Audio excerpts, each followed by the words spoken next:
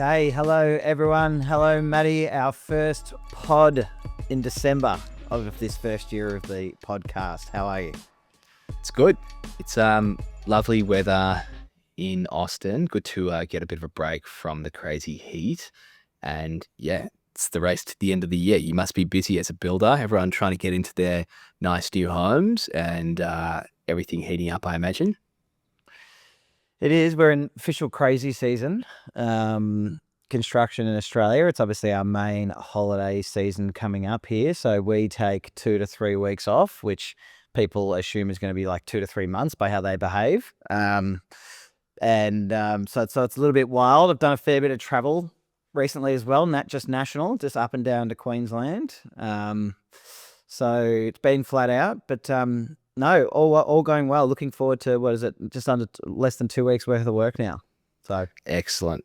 Yeah, well, I figured out the hard way that the sort of crazy season for construction in the US is actually in the lead up to Thanksgiving. I think we talked about this last month. But the good news is we've got a new sales manager, Scotty. Apparently that time between Christmas and New Year is actually, people will be working and it's a good time to make some sales. And I was just thinking, man, if I cold called someone between Christmas and New Year in Australia and they worked in construction, I think you'd get a real earful from them, and they'd tell you to F off in the most politeful way. But fingers crossed, it's going to be a big December for us. Christmas it's heavily celebrated, but they don't take quite the amount of time off that we take in Oz. So you're having like a founder mode Christmas, which is getting you excited. Totally. I'm looking for minimal time off. But Jan and I, we're going to take the next week. So that first week of Jan, we're going to fly over to Phoenix, nice and close, and explore the Grand Canyon, which will be cool. Lovely. Yeah. What's the Texas Christmas weather like? I can't imagine it's white Christmas, but is it just a bit mild? It can get cold. It doesn't snow regularly. I think it can, but it's more like it ices over. Yeah, and funnily enough, if it does get a bit icy, the whole state freaks out and everything shuts down because they're not set up for that. So it's not like New York or any of those colder states where you've got people ready to scrape the roads. You basically just have to lock down if it gets too cold here. Right. Okay. Well, speaking of locking down and sort of cuddling up to the missus on a holiday, me and you do like to once a month here, I reckon, just talk about the dating scene. We've probably got ourselves in trouble a bit as a tech podcast talking about dating, but did you? Because we've spoken about some of the dating apps and some of the different businesses out there, but did you catch on to the Bill Ackman sort of viral moment of him trying to help young people meet each other with the "May I meet you" statement? I did. It was pretty crazy how far this went. I don't think he probably expected it to turn into such a internet sensation. And so to give people a bit of background on that who aren't losers on the internet all day like us, he's basically said that the problem with young kids not dating at the moment is because none of them have the confidence to go up to each other in the street randomly and say things. And he said one that I never lost on, there was 100% strike rate, was I would just walk up to a girl and say, "May I meet you?" And apparently that was just a golden ticket into getting a date. And the whole internet lost their mind because a bunch of people tried it, didn't work, and just sounded so stupid. But what I loved this week was the autistic version from Elon Musk, which was an immediate increase in the birth rate is needed. So I was wondering, do you have potentially like a on the spectrum software engineer or something that could be trialing that this weekend out in Austin? If I did, I wouldn't be naming them on the pod. I think that it is interesting to think about the "May I meet you" thing, is why that went so viral. Obviously, there's that hilarious part of it, that thinking of a young guy coming up to a young girl and saying, "May I meet you," in a pub or out somewhere just seems ridiculous. But what I think, the reason that hit a bit of a nerve is because I hate to say it, I think there's a part of it that's very true.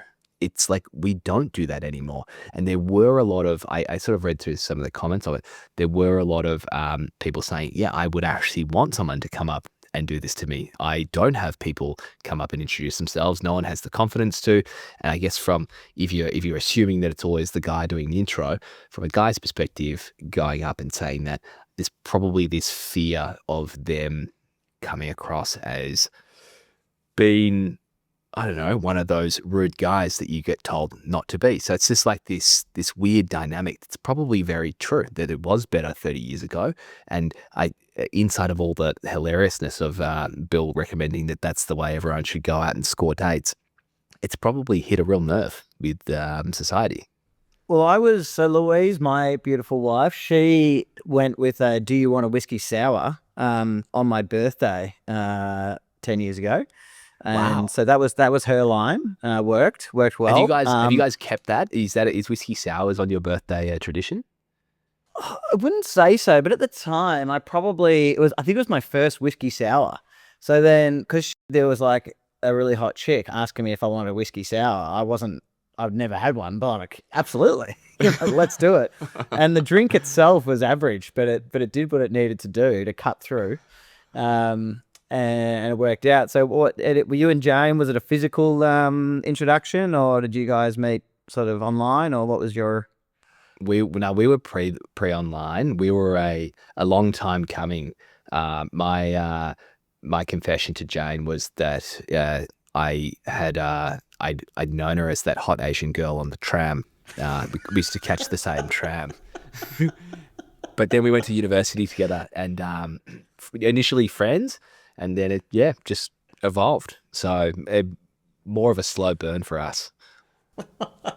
Well, two beautiful origin stories for you and I. Hot Asian girl on tram, and do you want a whiskey sour?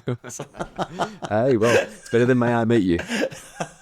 Hopefully the younger generation could take something from the you and I. And also with Elon in mind, he's we've got a thanks for watching. I don't know, have we done an Elon on thanks for watching before? I don't know if I he's think we have. He been on. might be a first. He's usually the trendsetter, so it's good to have him on the segment.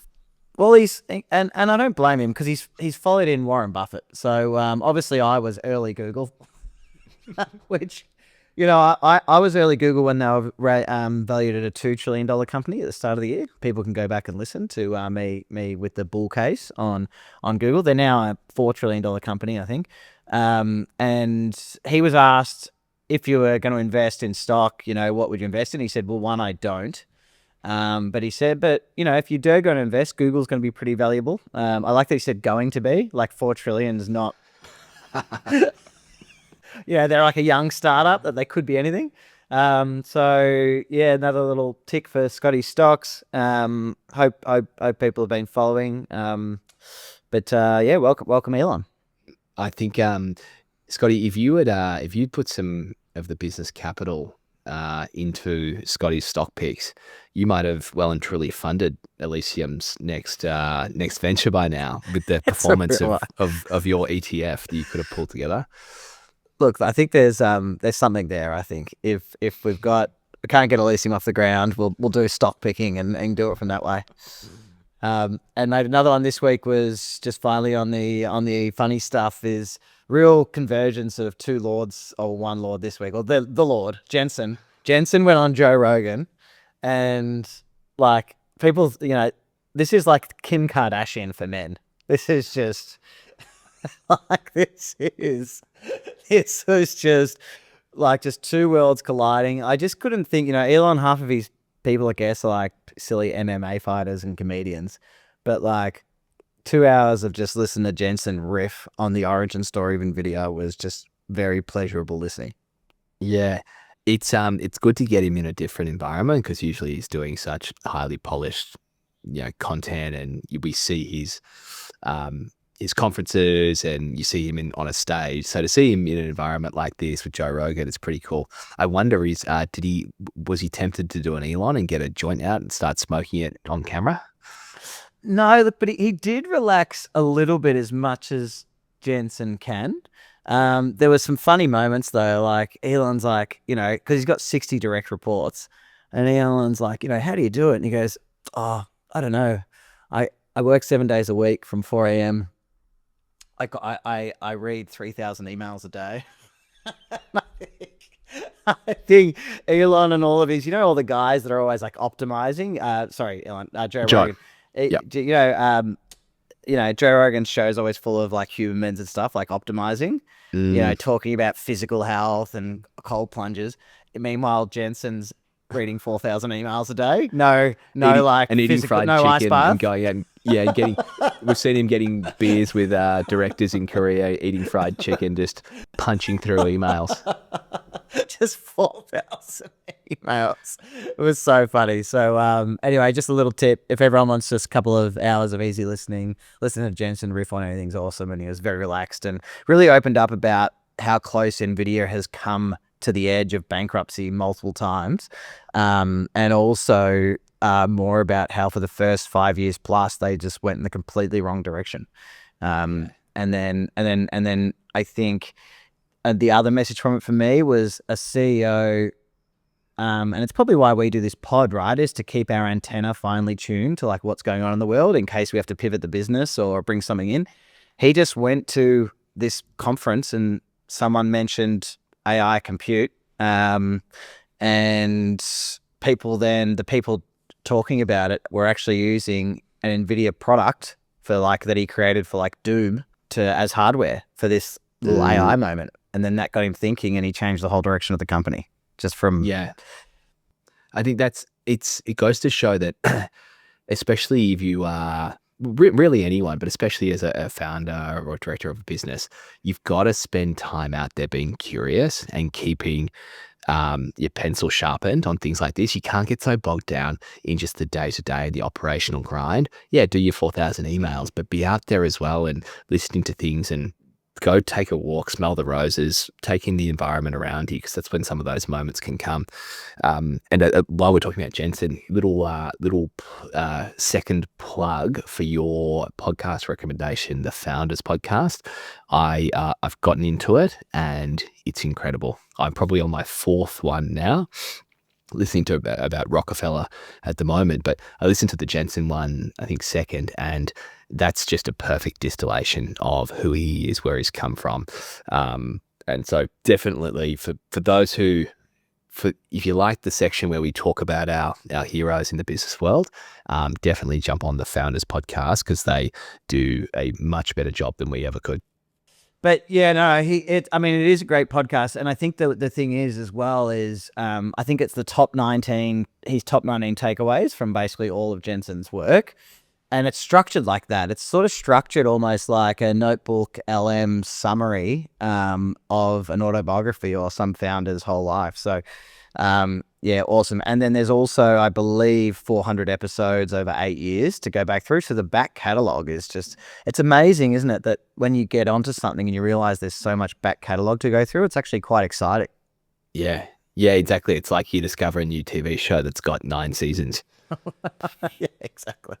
All right, mate. Well, let's get into the AI news, and it's been a fortnight since our last catch up, and I feel like OpenAI have had an interesting couple of months. From going out with $1 trillion of compute commitments, with only probably $50 billion in the bank or something, or 13 billion of revenue and $1 trillion of commitments, which that almost caused a bubble crash, popping the bubble about a month ago.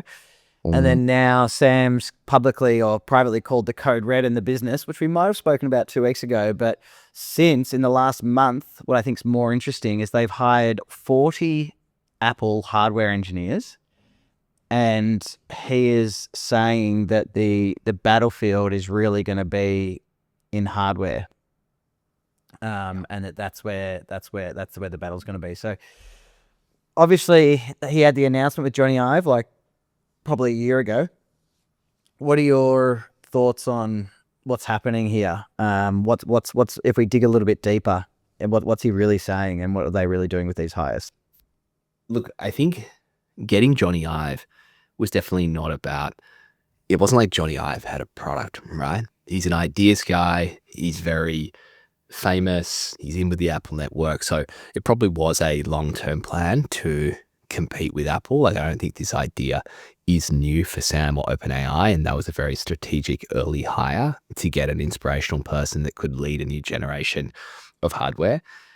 I think this probably is very aligned to the comment that Elon made around where the future of devices is going, that with AI capabilities, you may not have an operating system in its traditional sense. You may just have these nodes on a network that have AI models running, and then they just generate what you need on the fly.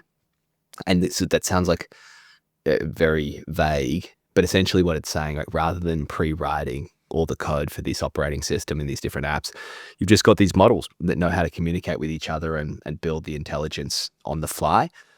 And potentially they're looking in that space, like, and saying, well, if we're going to build new devices, then what does this look like? But at the same time, you know, in this article that you're talking about, it does say like competition with Google and Apple, and that Apple could be the one to go and do this. And if they can keep the phones around, if you just augment the operating system to run AI models locally, then maybe that stops the need to have all of these frontier model companies that are taking a lot of money by having subscriptions. Like, you can imagine if Apple did build AI into the core of their operating system, would you need a ChatGPT anymore? Or does the operating system do that for you? There's probably like kind of two takes on it that I can think of, but it's not something that I have a super, strong opinion on. How about you? All right, I'm going to go a bit left field. Please. You're looking around you, if you're Sam, when Google passes you, which I believe they have with Gemini Pro on the model space, and then you think they've got the cheapest compute in the world, you've got to go buy from NVIDIA and Oracle and all these things, and they've got hundreds times the amount of data that you have access to, right? And then they've got all these products they can roll it through, and you think, oh my God, I'm about to get steamrolled. And you had a bunch of cash in the bank that you could either go spend it with Oracle again and build another data center that's not really going to give you an advantage. What if you went and spent it on a heap of talent from the person that you want to buy you out, and sort of basically said, we're going to come for you as a sign to them that we're coming for your space, knowing that their market cap's $3-4 trillion, and that then they could just buy you out, and Sam becomes filthy rich, and they just get to concentrate on doing really good models. Because I don't see, I understand that I just think that there's a real worry for OpenAI. It looks to me like Claude are focusing in on the enterprise space, and they want to be the model that basically everyone keeps under the hood, which I think they're doing really well. B2B, and OpenAI are B2C. But if Apple get a good model into their phones and they can run them locally, I think that's the biggest fear for OpenAI. So, and I'm from the Apple side. If you buy OpenAI, say, for $1 trillion, don't you think that the Apple market cap goes up by $1 trillion straight away anyway? Close to. Yeah. I think it makes sense for Apple. And I think you're probably onto something with Sam's kind of existential crisis around, what do I do here? What's the next step? I've got all this cash, and hardware is the solution. I think that's right. But I don't think he has the intention to get filthy. I think he's already filthy rich. And it's probably more about, I've built this thing, I don't want to see it go away. This is my big opportunity. Like, I may not get this type of funding for anything ever again. We're in a moment of technological revolution, and I'm still in pole position from a cash perspective. What can I do here that's really big for my legacy? So I think it's probably less about getting bought out by Apple, and more what is the right move to be the next $10 trillion company? Can I add another layer? Yeah. Onions. Sam Altman. So when he gets acquired, he becomes the CEO of Apple. Well, they do need a new CEO, so and I think then he's thinking, I am the next Steve Jobs. I am. There you go. I like that. So we'll keep an eye on this. Keep an eye. So this is purely thought out, but I just think there's something there. Did you see Meta acquired Limitless, my guys? I did. What was your thoughts when you received that email? My thoughts were that I hadn't seen anything on X, so I felt privileged that I was getting some inside goss. What was actually funnier? So for people that don't know, Limitless, Pendant was sort of like the first AI wearable, distributed globally. They came about 6 months late after I ordered it. The charge on it was pretty terrible, and the models behind it were okay. But basically, sitting on your shirt, listening to everything you do all day, and then summarizing your day and getting some takeaways. What was really interesting is that an hour earlier, I received an email saying a complete change of the privacy policy, saying, wow. Basically you're going to lose access today unless you click on this link updating your privacy policy, right? And then secondly, also, the software layer is now not available in these 15 countries, China, UK, Brazil. I'm like, wow, God, this is aggressive. This is such an aggressive email to send customers. Then an hour later, I'd like to announce that we've been acquired by Meta. 1 hour. You'd think they would have left it a week. Zuck, at least give it a week to settle. So you can just tell that I think people have been mentioning lately as well that there's a lot of movement in Meta. Obviously, your man's left, Jan. Zuck sounds like he's scrambling at the moment. And this acquisition, obviously, it must be moving at outrageous pace for this sort of quick pivoting and moving customers around and sending out these weird emails. And everyone in Britain now can't use their device. So I just feel like it's leaning into a bit of one, I think it's topical because of this hardware layer, super important. Meta's got Oakley, they got the Ray-Bans, and then now they're going to have the wearable. So they're thinking that it's the same thought that Sam's going through. But two, it just sort of to me, and Meta are no longer thinking about going open source, so they're pivoting away from their whole AI strategy. So it just sounds like Zuck might be having a private code red as well. Well, and I think it's because they've got this their vision isn't that clear.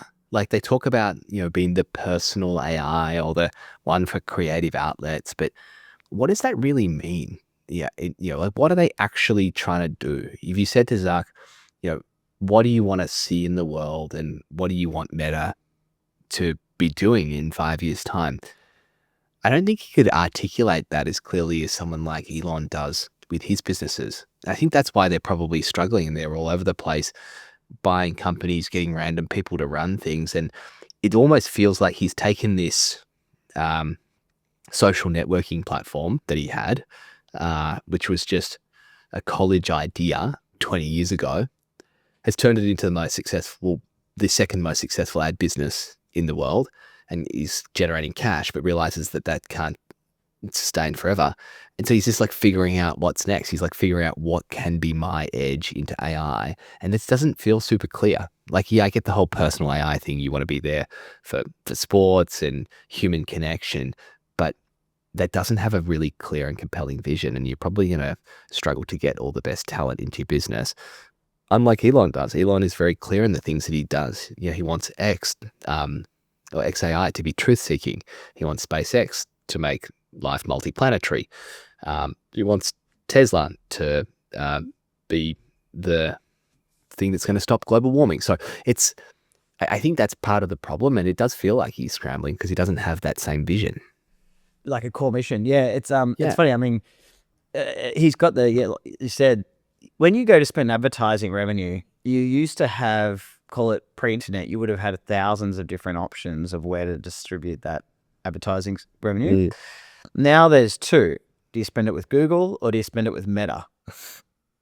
Obviously, OpenAI want to go into the advertising space, like they're looking at ads moving forward just to fund what they're doing. But it's an interesting thought, isn't it? Google have been at the center of this for a decade, and now they've plugged it into all of their products. So they've sort of nailed this. But you're right, Zuck has not really found a way. Like, even I think ChatGPT have done this, like have ChatGPT be the group chat layer for your mates. I don't think anyone's buying that, right? Yeah, yeah. But with Google, they're solving so many core business problems. Like, so many businesses run on Google, from their email to their productivity tools, to their hardware as well in phones. So like, that business is already really, it's like net positive for the world, and it's generating value. And so they're embedding AI into something that's already valuable. Meta, what have they got? They've got Instagram, where people share some photos and doom scroll. Yeah, they've got WhatsApp, but they don't really know how to monetize that properly. And they've got Facebook, which is a platform for boomers to go and watch stupid AI videos that they don't realize are AI. Like, that's what Facebook is now. So it's like, he can't embed AI into all of his existing products like Google does, and that's why those businesses are just so different. Yeah, I don't know if I've seen or heard of a Meta strategy, like a long-term strategy from Meta. Yeah, I don't know. And I'm sure there is one in maybe I what missed it. it's yeah, I'm sure he sends things out to shareholders, but it feels wishy-washy. It feels like he is, just retrofitting an AI strategy onto the things he's already got, rather than saying, this is what needs to change in the world and this is what I'm going to do about it. Well, I think the win that they have at the moment is they have the most hyper-personalized data on everyone, because we've all been feeding it for 20 years now. So I think he's just got to figure out what to do with that. And I think it's the consumer layer. What's better, the Facebook, messages that in DMs and a few photos you've been sending, and that you're probably not doing as much of anymore?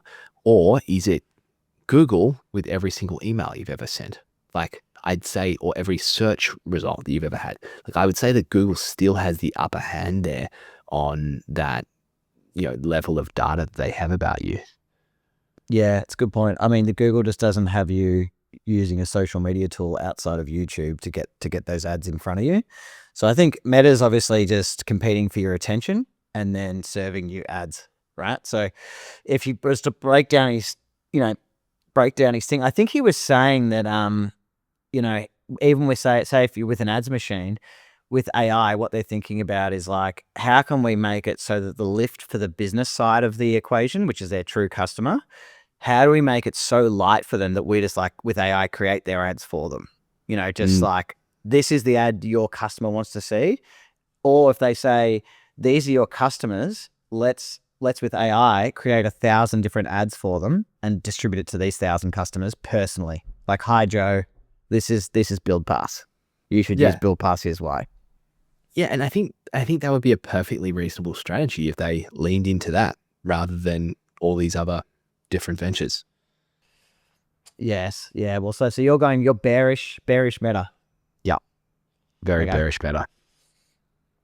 Excellent. Well, something that you can't be. Well, you could be bearish, or maybe we'll do the same, bullish or bearish. What we've heard a lot about this week is AI data centers in space. And a really smart guy, Gavin Baker, had an interesting podcast this week talking about it, and probably going a little bit deeper on just some of the first principles thinking behind it. I think it's been talked about for probably the last 2 months. Great for SpaceX and Blue Origin. But what they're basically saying is, what do data centers need? They need energy. And, the sun's 7 times more powerful in orbit than it is on the ground at Earth. On Earth, you need land. Every environmental and NIMBY sort of politician is saying we don't want data centers in our town. And then the other thing they need cooling to cool them down. And it's freezing in space. So theory being that Limitless limitless land or space, energy from the sun, cooling from the temperature, that this is the natural place to house data centers.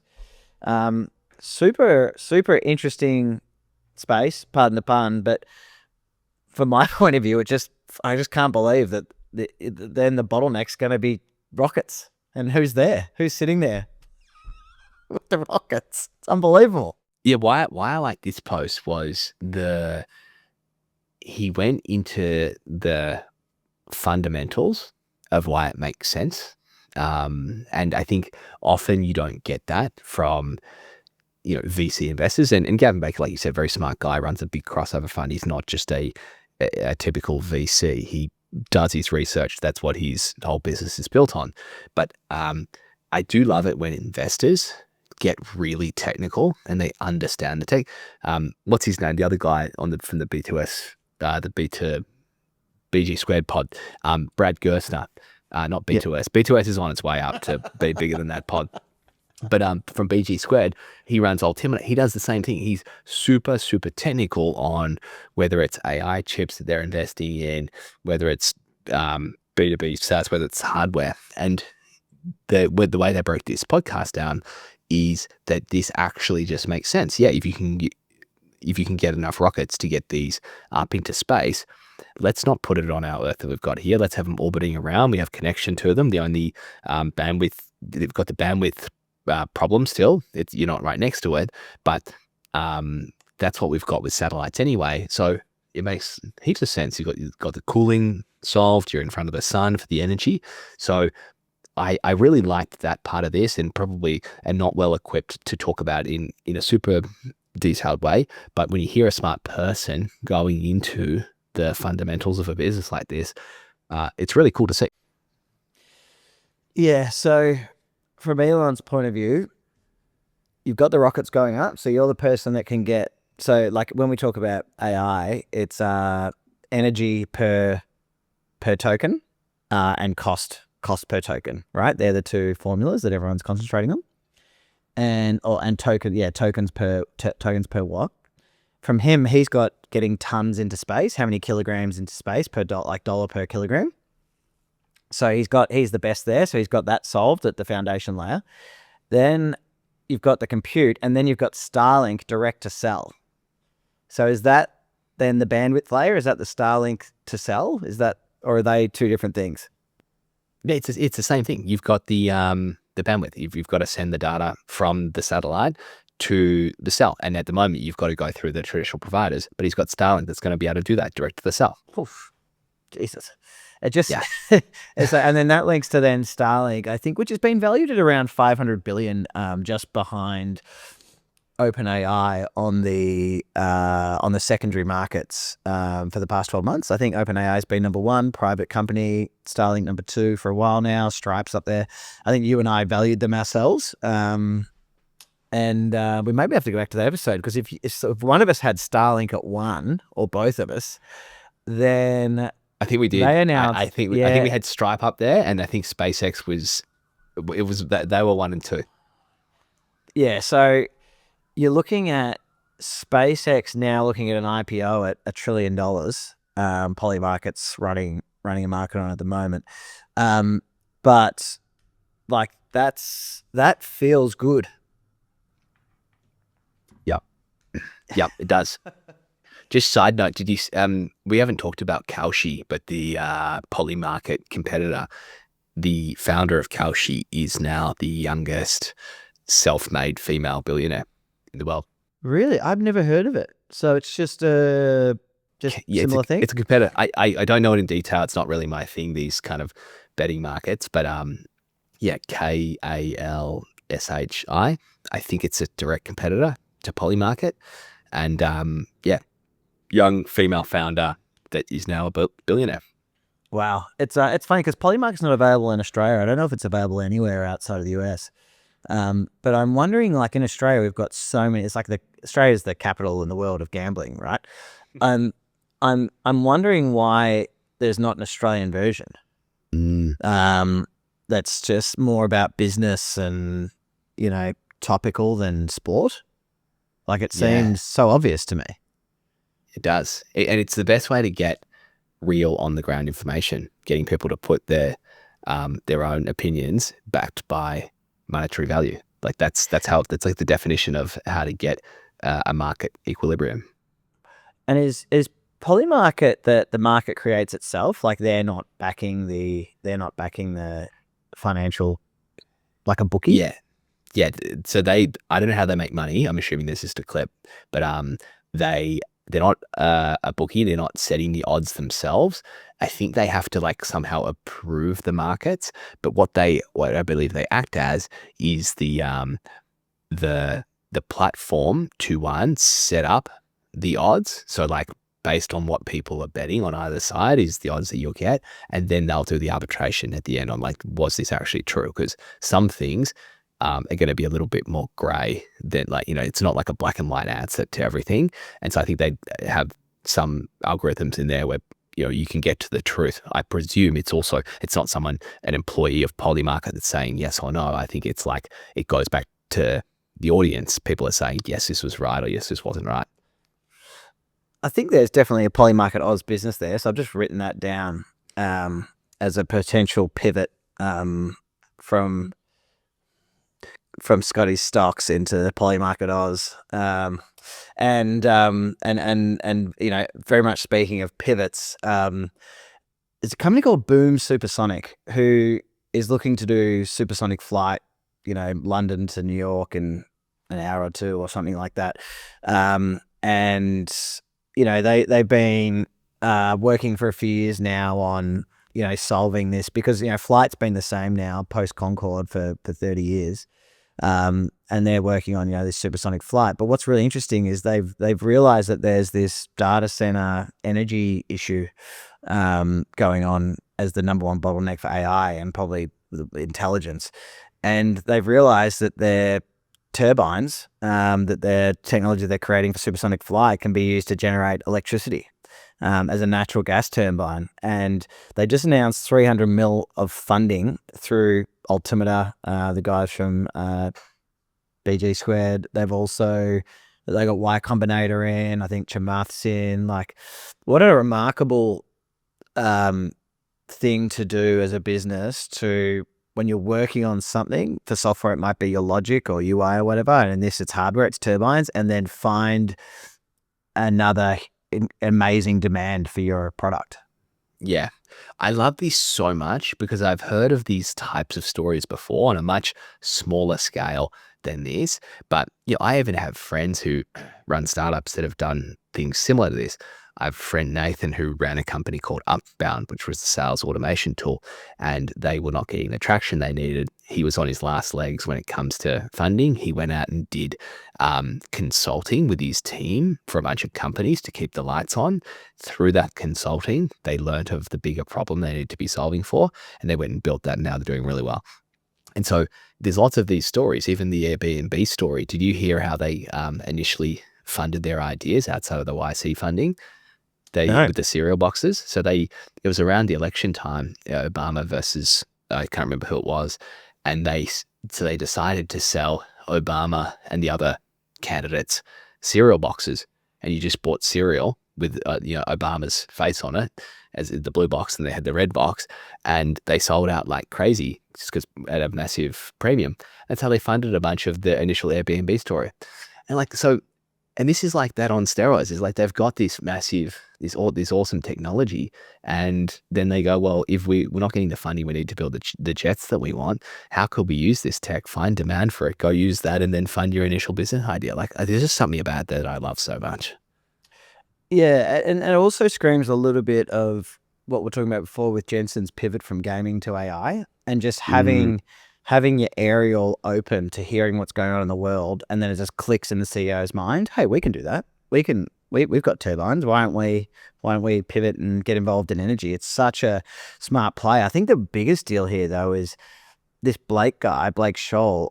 I mean, to get all these people behind you, it's one thing to just say we're going to pivot. It's another thing for someone to give you $300 million. Must Totally. just be plugged in, super smart guy.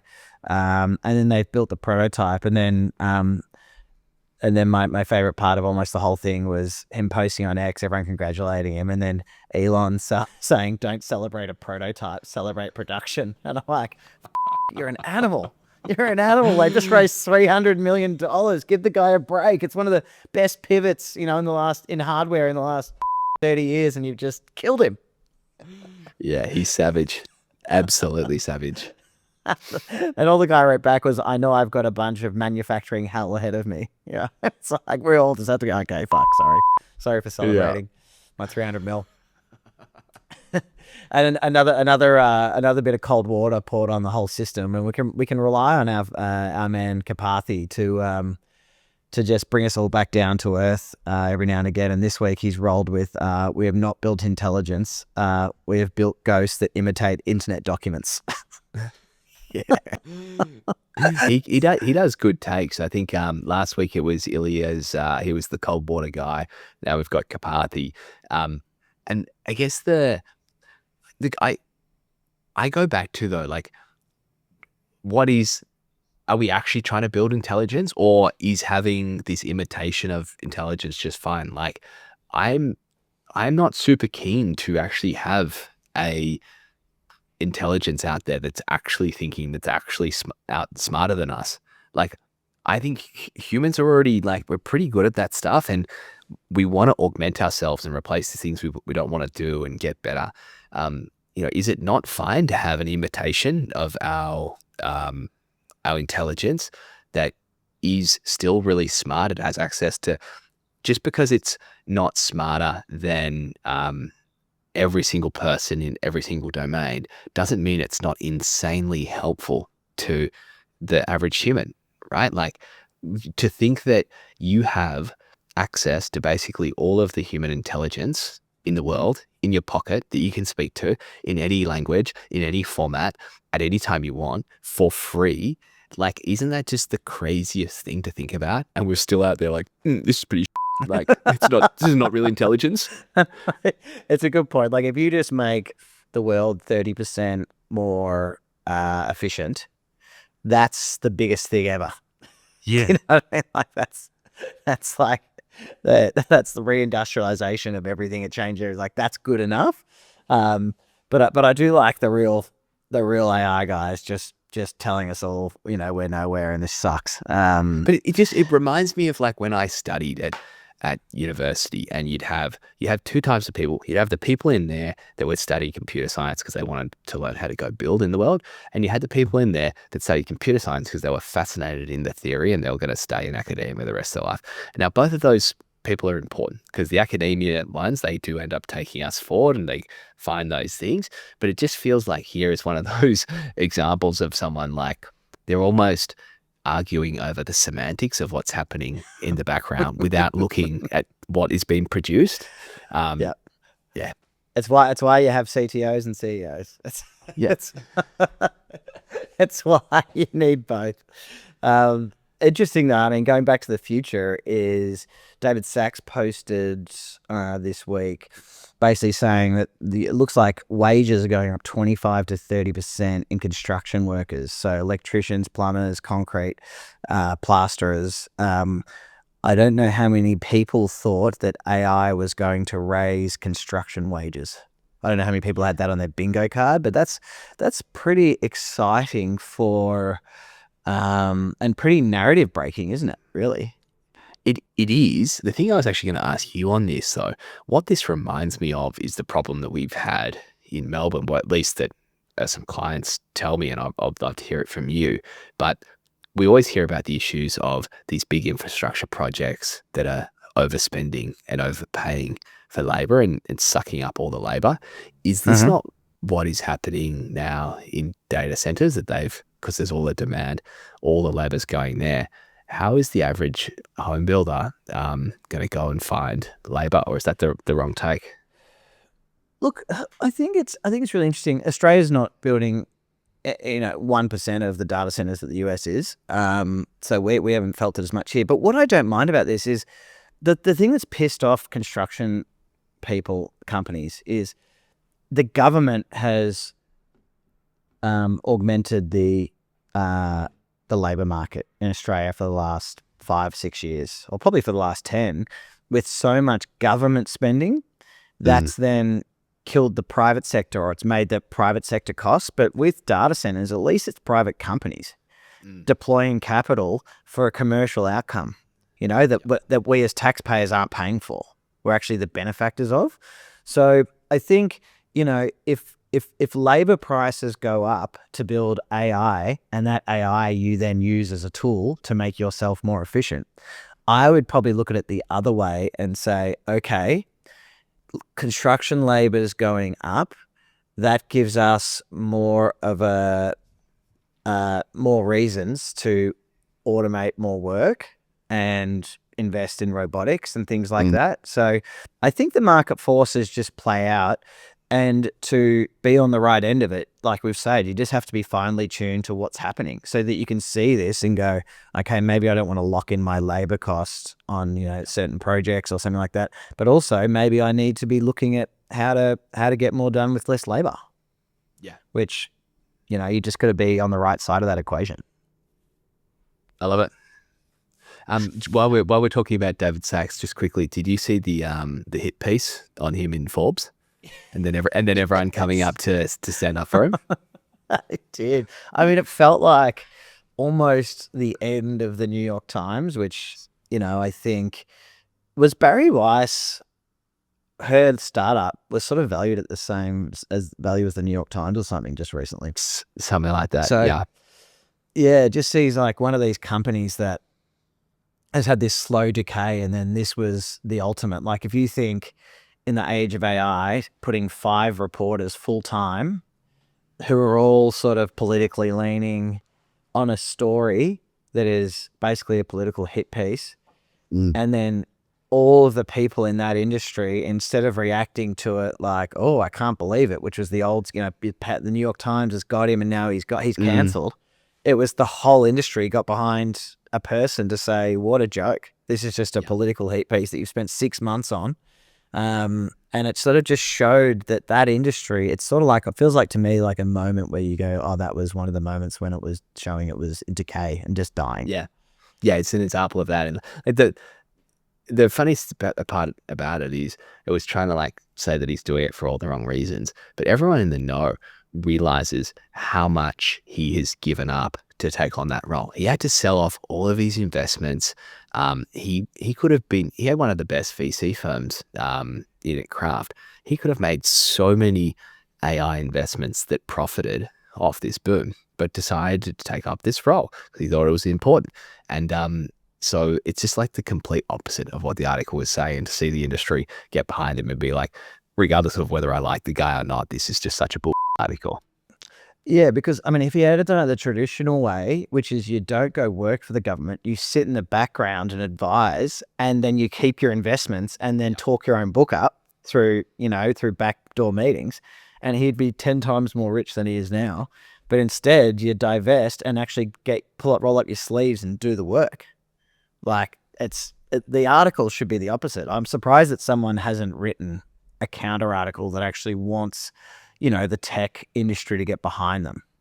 Like, do you imagine if Bezos, who owns the Washington Post, did the opposite article? Suddenly he'd be getting all these new subscribers and stuff. But it's, I think it's just a sign of a decaying industry. It was like a real moment just to witness, like, who's buying the New York Times, who's subscribing, even in that world of like, you're just subscribing to reinforce your existing beliefs and have someone barrack for your side and make you feel good when you read something. But just, so super dumb. But mate, let's get into the robot rundown. And one of our favorites, Travis Kalanick, who is founder of Uber, has been in robots for a while now, just quietly working away. What's he been up to? Yeah, so Travis, Uber founder, got ousted, decided to stay in an adjacent industry, or at least to Uber Eats, by building a company called Cloud Kitchens. They're on a mission to automate food production, food delivery, and become, I guess, the infrastructure layer for food. And I saw a post from him. He's He's back on X. He hasn't been on. So that's exciting. Obviously something big's happening. But the post that he talked about is something that we've actually talked about a bit, Scotty. And when it comes to humanoids versus specific robots for specific tasks and how that's going to fit into society. And so we've talked about this a lot, especially with regards to the home. Do you want a humanoid in your home, or do you want a bunch of little robots doing little tasks, or do you want a combination of both?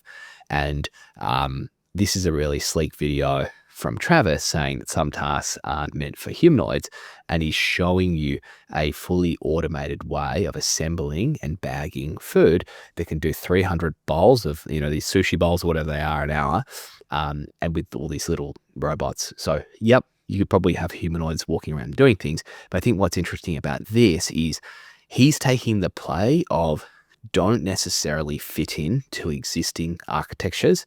The analogy for the home is like, rather than building a normal home and putting a humanoid in to do human tasks, he's saying redesign the whole thing. Like Elon does with his manufacturing, redesign from first principles.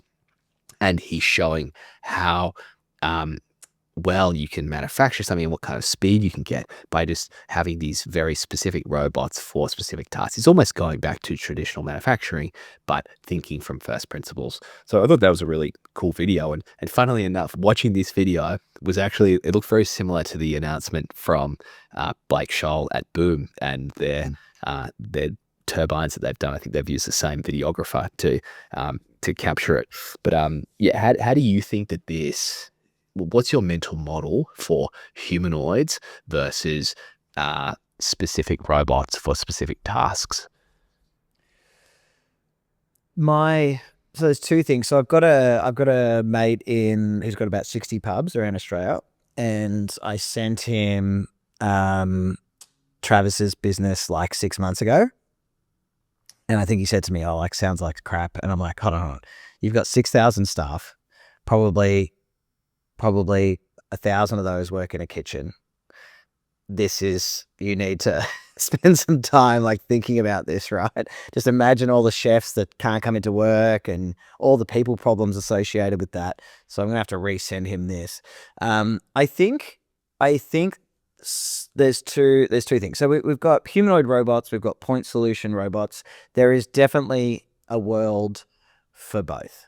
Every market has, some people just create computer games, other people, then there's Apple.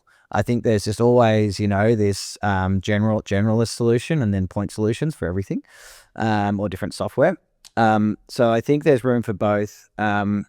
And different industries will take their different way. Like maybe if you're going to be a mechanic, a humanoid's going to be really handy because it can just be trained to change brakes, and a point solution, one arm robot probably might not be the thing. But I would say that my end thought here is that, to me, I'm really interested in what does the architecture of the physical space look like? Because what I believe is that the best robots are going to be robots that you don't see. Yep. Like life is the stage where you go see the magician, not what's going on, not what's behind the trick, right? Like I just think that, say in the home or in any world, like this bowl maker, we're not going to this video is showing this bowl maker in like a beautiful white room. The truth is, it's going to be in a dark corridor. Yep.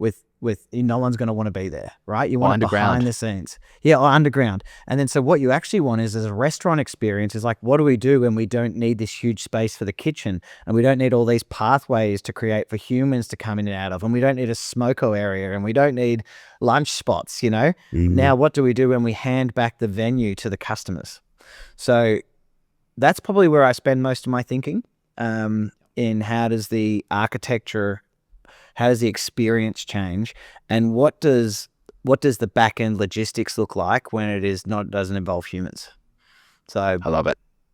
It's probably a bit meta for just to be talking about the bowls, but I think that's where I'm spending my time with the end theory being, I think the best type of technology is deviceless. The best type of intelligence is that acts as a substrate, so you can get to be present and experience, whatever's in front of you. So I think he's really on something there. He's such a smart dude. The fact that he's applied his thinking to this problem, I think is super smart. And then I suppose one of the other things, like talking about humanoids versus point solutions, there's this Ongo company that you picked up on this week, and I think you just really like the ad because it it looked like Toy Story. But tell us a bit about them, and then about this market of point solution robotics, desktop robotics, just all the different little businesses are going to pop out in this space. Yeah, some real nostalgia. Why I brought this up is actually building on a conversation we had in our pod 2 weeks ago, which was you asked if companies like Gemini can now do all the things that these vibe coding apps could do, like Lovable and Bolt and Replit, why would you need them? And my answer was, I think they're only going to exist if they niche down into certain markets.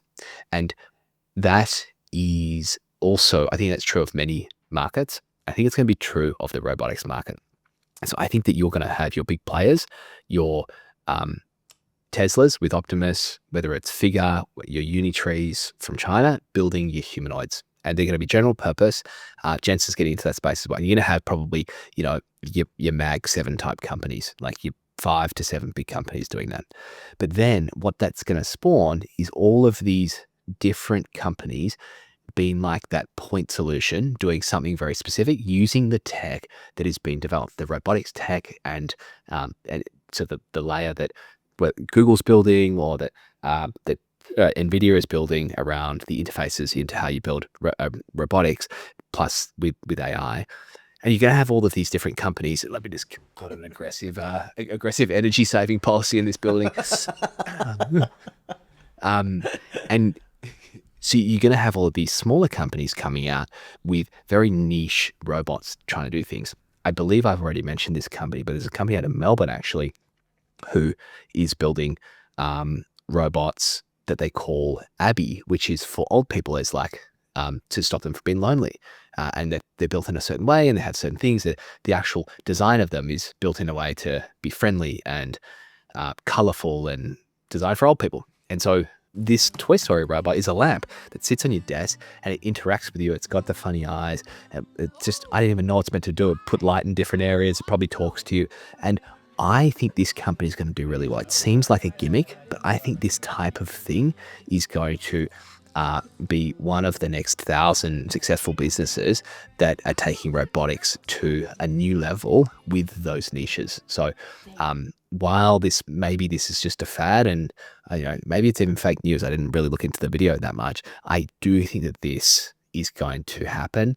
And it's kind of like when we talk about these big wars between the big companies, are they just going to dominate and kill all the startups? It's the rising tide lifts all boats. It's this new way, this new era. I think there's going to be so many different companies that spawn from the technological revolution that is AI and robotics.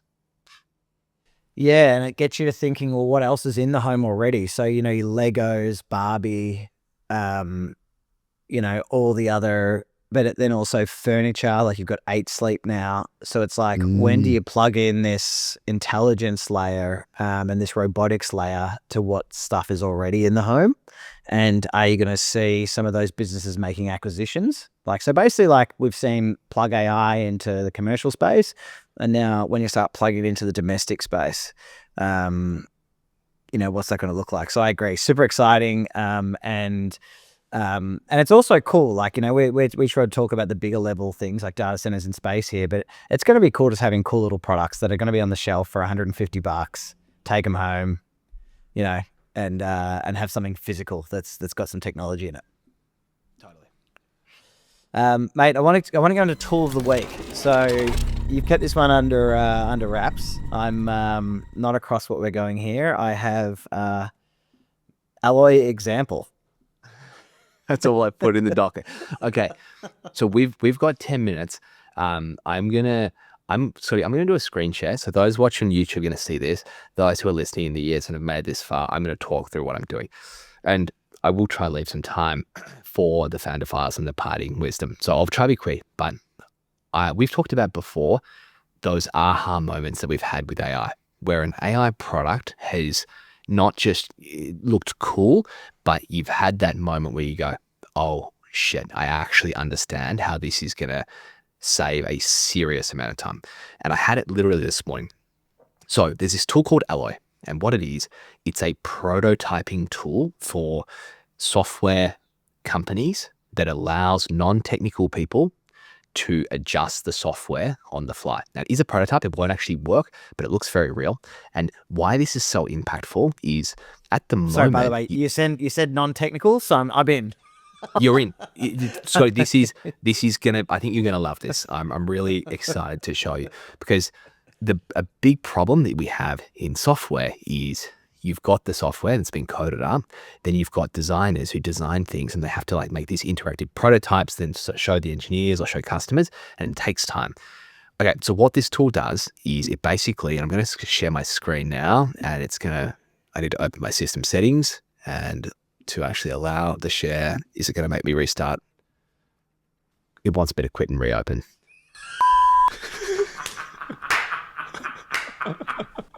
So good. Okay, So good. I'm gonna talk you through the software All right, because we don't have enough time to restart the pod and get the software up again. Essentially, you could do like a quick sketch thing like this, like do a sketch. But essentially, what it is, the software takes a snapshot of a certain screen. So I'm at the moment on our drawings tool, where you look at the floor plans and you get the change summary on the side, the version, that kind of thing. You can see who's got access to the drawings, who last viewed it. Now you take the screenshot and then it goes into the tool. And I'm going to bring that up now, and it gives you the same thing, but it gives you a chat window on the side. And you can tell it how you want the software to be adjusted. So the only prompts that I gave this was at the top. I said, first of all, hide the side panel and make the drawing bigger or full screen. We have these side panels that pop up open, but in our drawings tool, for some reason, it doesn't do that. So first of all, it's got it to do that. It moved the side panel and the drawing goes full screen. Then I go, now give the drawings some markup tools, like the ability to add text, draw in red on the drawing, and drop pins and comments. And then you should be able to save those versions and choose whether they're private or they get distributed to all the subcontractors. It's taken about 3 minutes and it has built all of those in an interactive way. You can now do the markup, you can add the text, you can add comments to actually build this. And the reason I bring this up now is because we're actually working on this, and why it was so impactful for me was we have a prospect in the US. It's going to be a really big deal. And the only thing that they need to buy is this. And rather than me saying, I promise it's coming, I promise the engineers are working on it, and having to go and try get them to move faster and move faster, I've done this prompt.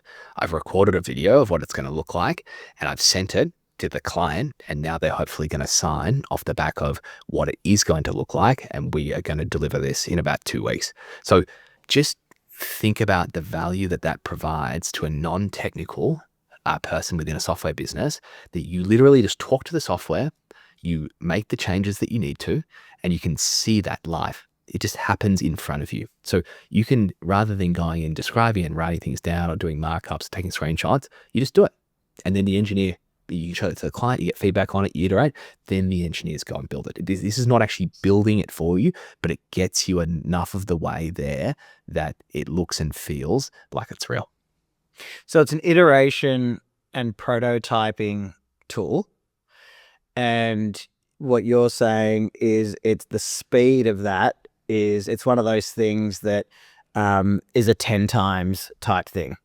At least 10 times, because you can imagine what the process is before this. What I used to do, I would take screenshots, I'd put them into a design tool, I would then drag and drop arrows onto things. Like Figma or something? Yeah, Figma. Yeah. You drag and drop arrows, put markups, this should happen. You would try and sometimes take a screen grab of somewhere else and put it there. Like how I would have done this in hiding the side panel, I would have taken a screen grab of just the drawing and blown that up a bit and make it bigger. And it's just tedious. And this just does it interactively on the fly off a prompt, which I just thought was incredible. Yeah, so is the title of that person like a software architect or something? Like that's going to be using this tool, or what do you guys call them? No, Or product manager, or is it's a it? product manager. Yeah, it's a product manager, or even it could be anyone. It's someone in sales that says, "Hey, I just got off a phone a demo with someone who's going to buy, but they really need this thing, and this is what they said. I'm going to put it into the tool. This is what it could look like." And the team goes, "Yeah, let's build it." And what's interesting is I've got every architect, putting it in our space. I've got every architect always ask me like, what tools should I be using? How do I get AI? Blah blah blah. One of the things that I think would be most powerful is that if you could talk to your own drawings and say, and you're talking to a client, your client says, "Oh, I want to extend the garage and I want to do this and I want to do that." You then got to go back to your staff, sketch it, tell your staff, like that manual process that you're talking about. But what if you were to come out of those design meetings and have a tool be able to just mock that up for you? Now, like you said, it's not doing the architectural drawing and building it in CAD, but it is this iteration tool is going, is that what you mean? Yep, You totally. can apply it to so many different industries, can't you? Totally. And just and the speed that AI is going, its ability to understand these things, whether it's the software code, whether it's architectural drawings, and its ability to make edits, is there's just so much opportunity. And this was, one of the few tools that I've tried recently that I think is going to be a genuine game changer for us. Got excited about it. So that's Alloy. And do you think it's running Claude under the hood? And is it a similar technology to what Replit and those kind of a cursor, or is it a little point solution that's solving this one thing? So it's not like it would use like a Claude under the hood. It's more similar to something like a Lovable, but rather than building stuff from scratch, they're importing a screenshot. They're basically, I guess they're like kind of rebuilding that on the fly and then making it interactive and allowing you to interact with that. And then how do you guys grab the prototype? Is there anything for you to grab from that when you do the proper build? Well, Is there any? yeah. So there's export to Figma, and then you can export the code as well. Now, I think the code would be garbage. I don't think that would actually be worth using. But you get the interactive prototype, so someone can see it. You get the design, so a designer could go in and actually tweak some stuff. And then the engineers would still have to build it. So I don't think it's going to help that much on the build side. It helps all of the value here is on the design and the product management side. And then, so just thinking then as more of someone, a generalist, is it something where I could go and grab a competitor's website, screenshot it and say, like this, do something like this, but then add this feature for us, customize this to what we do? Totally. Yep. You could do that kind of thing. Yeah. So it's pretty incredible. And yeah, I'm hoping we can splice in some of the, what I was walking through just then and with our technical difficulties. I've got a hard stop in 2 minutes, Scotty. So I would love for you to finish us off with a bit of your parting wisdom. Okay. So that's a good amount of time. So, all right. So my theory is there's a post from Greg Eisenberg who's very popular in sort of AI comms at the moment. But it's more around all these niche businesses out there. Like in my world, it's like if I look at my complete COGS, which is cost of goods sold, I look at the complete stack and think about what Elon calls the idiot index, and the cost to build a house, the actual cost of the raw materials of a $10 million house is $1 million, which Elon would say that's 90% of that cost is idiot index. It means it's inefficient in some way. Right. So if I look at my COGS, if I just put in a bunch of AI in my business, it doesn't really solve much because my cost to the cost of a house is under 10%. So I can make my business 10% better and I've only improved the price one. The real way for me to reduce the cost of a home is to get involved in every layer. Right. And and then you can apply this to any vertical, any industry of how many traditional businesses that are making money have demand for their services. If you as a business can solve the automation, the logic layer, like if you look at like what is everything, it's input, logic, and output. That's every business, right? And then you can do that if you do it in digital, it's software, and if you do it in physical, it's in a hardware business or a sales business.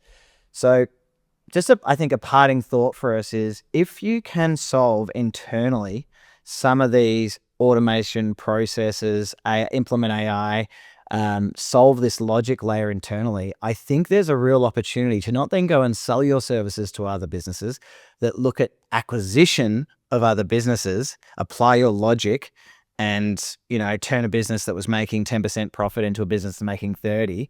And it might be an interesting out for software businesses that might be looking at some margins getting smaller, but then you go, hold on a second, we can now not just be a software provider for a business, we could apply our logic to that business. Yeah, I love it. And there's a lot of businesses getting funded now that are saying, we're not going to go and service an industry. We're going to go participate in the industry and be AI native or AI enabled. Rather than going building a tool for lawyers, go and start a law firm that's better than the rest, which is a really fascinating point. And I think you mentioned this to me earlier, but it's almost like this is the new age of private equity, which I think that's going to be a big space. Yeah, so someone like yourself could get a private equity partner who understands DD and things like that, and so let's go target these spaces. And it's probably better than starting a new company. It's, why don't you grab an existing company, use a PE theory of thinning it out, apply efficiency to it, and enjoy the upside. So interesting potential pivots for some of the great software companies around. Totally. Well, this has been great. Like I said, do you have a hard stop? But I would love to pick up on this whole private equity, acquiring businesses and putting AI into the middle. I think it's a fascinating topic. I think we've created 3 different businesses today, so good for us. All good, mate. All right. See you, mate. See you next time. Thank you.